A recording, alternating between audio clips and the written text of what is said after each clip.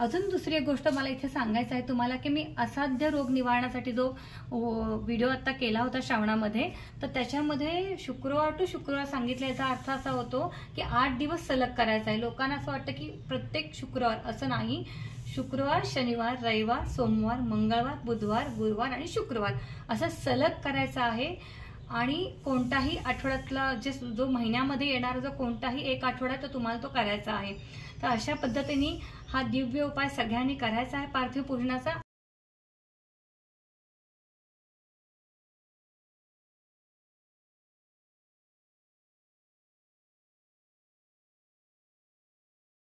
पार्थिव शिवलिंग आपण विसर्जन करायचे आहे.